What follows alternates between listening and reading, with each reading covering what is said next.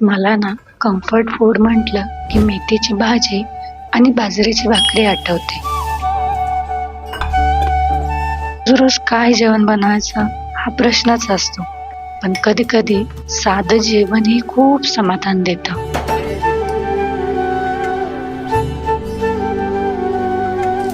मला तर मेथीची भाजी आणि बाजरीची भाकरी हे एकदम बेस्ट कॉम्बिनेशन वाटतं.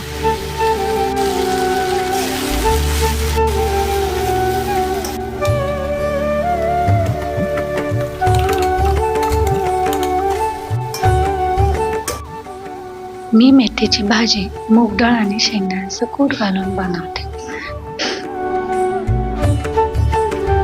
तुम्ही मेथीची भाजी कशी बनवता?